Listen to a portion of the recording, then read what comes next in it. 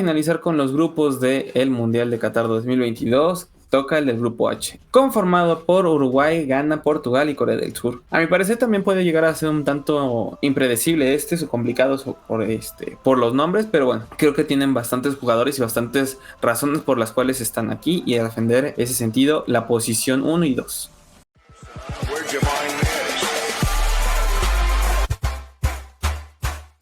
Un grupo H que me parece a mí, pues ya está definido hasta cierto punto. Creo que Uruguay y Portugal se pueden quedar con esas posiciones para avanzar a la siguiente ronda, aunque claro está, nada está escrito. En este sentido, mi primera posición va a ser la Garra Charrúa, la selección uruguaya, una selección bastante buena que hay que recordar estuvo en riesgo de no asistir al Mundial. Sin embargo, tras la llegada de Diego Alonso se supieron mantener bastante bien y se supieron levantar, que es lo más importante. Hubieron cambios bastante importantes, uno de ellos es la portería, pues por fin Muslera la deja, que no daba tanta seguridad además, y pasó a ser lugar de Sergio Rochet, quien me parece a mí da un poco más de seguridad que el propio Muslera. En el medio campo están muy bien equilibrados, pues está ahí Federico Valverde y Rodrigo Bentancur, que en el Tottenham lo ha hecho mejor que en la Juventus y por ende llega en mejor momento. Adelante tiene nombres bastante importantes, el caso de Luis Suárez, de Edinson Cavani y por supuesto de Darwin Núñez, que es el heredero de estos dos últimos grandes delanteros.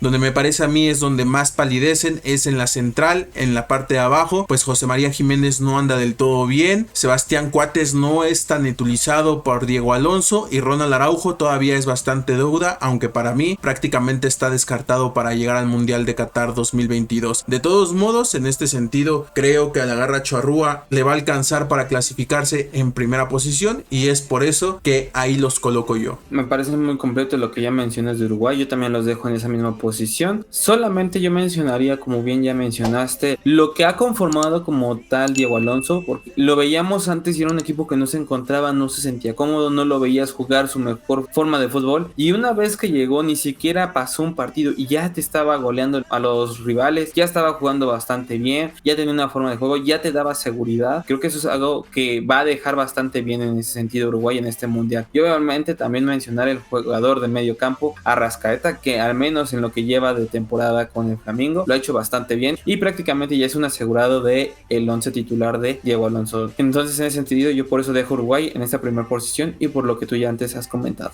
Como ya mencioné, me parece a mí que la segunda posición va a ser para los lusos, para la selección portuguesa, una selección que línea por línea me parece está bastante completa, aunque su gran problema es el cómo juegan en conjunto. Me parece a mí que ahí es donde más pueden tener debilidades y en la central, porque el hecho de todavía tener ahí a un jugador como Pepe, que ya tiene como 400 años, habla de un poco la debilidad que pueden llegar a tener. Rubén Díaz da hasta cierto punto cierta seguridad en la central, pero creo que tiene que tener un buen acompañante y dudo mucho que Pepe sea ese buen acompañante. De ahí en fuera me parece que línea por línea, repito, están bastante bien. Adelante tienen muy buenos jugadores, el caso de Bernardo Silva. Abajo también en las laterales, evidentemente con Joao Cancelo están muy bien cubiertos. También está Rafael Leao adelante, Joao Félix, que tal vez no es el gran jugador, pero que de todos modos me parece a mí lo puede hacer bastante bien. Y tal vez el hecho de Danilo Pereira, si es que se utiliza como central, podría mejorar un poco a esta selección lusa. Entonces para mí pueden quedar en ese segundo puesto.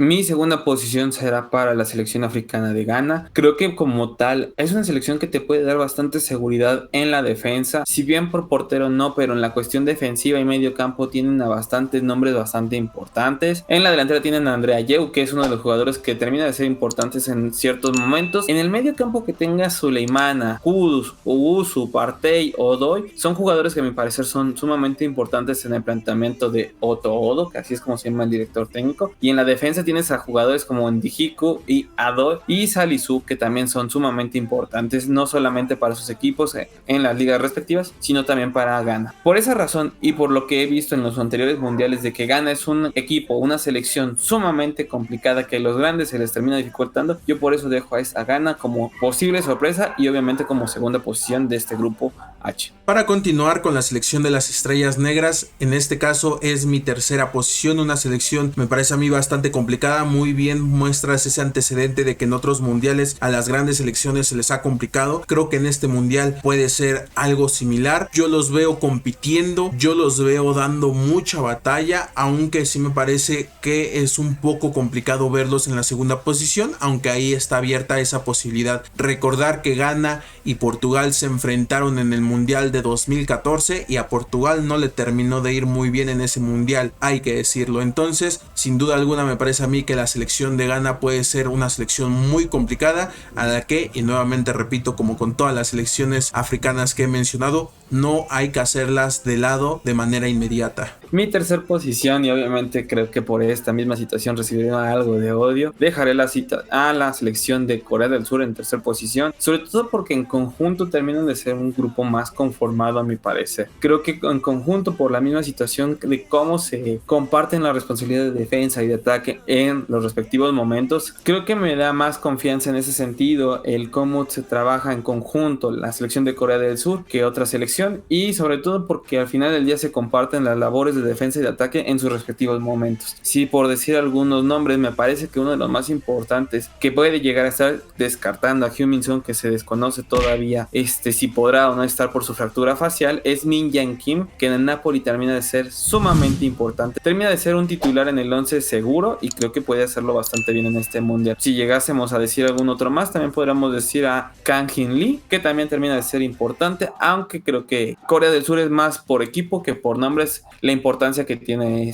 la selección. Por eso la dejo en tercer posición. Entiendo que Heung-min Son es muy importante, entiendo que es el jugador más importante para esta selección. Ciertamente, si no estuviera descartado, yo pondría a la selección de los guerreros de Taeguk en una posición más arriba. Sin embargo, creo que Heung-min Son representa prácticamente todo el ataque de Corea del Sur. En este aspecto me parece a mí les va a doler mucho su ausencia de este gran jugador. Es cierto, comparto lo que tú dices, en lo colectivo juegan bastante bien, pero creo que a veces las individualidades pueden ser muy determinantes, y no tener a un jugador tan determinante en lo individual como lo es Heung-min Son les puede costar la última posición. Pero bueno, como siempre, ya sabemos que las sorpresas pueden estar ahí, y muchas veces los que menos espera que hagan algo son los que terminan por hacer más. En ese sentido, yo por eso dejo a Portugal en esa cuarta posición. Creo que como tal, la situación con Portugal es de que se trabaja todo en conjunto para un jugador, y creo que no debería llegar a ser así. Al final del día tienes jugadores con bastante talento en el medio campo y en la defensa que te pueden determinar más partidos, o al menos en sus equipos lo terminan haciendo bastante mejor, y el hecho de que quieras que todo termine a pies de un solo jugador es lo que termina de dejar complicaciones al equipo luso. Creo que si no fuese ese el caso, que si no se trabajase solamente para ese mismo jugador como lo es el CR7, el CRSU, podría ser mejor selección, podría definir más rápido los partidos, y sería lo que daría más seguridad en ese sentido a la selección lusa. Pero como no es el caso, como todo se termina trabajando solamente para un jugador, es donde deja muy endeble el ataque, donde los mismos extremos y el medio campo termina sin ideas, solamente porque su jugador estrella, su jugador de mayor renombre, termina de ser uno de los jugadores que te termina de errar más opciones de gol que las que puede llegar a provocar. En ese sentido, yo por eso dejo a Portugal en cuarta posición. Incluso para mí fue sorpresivo ver que pones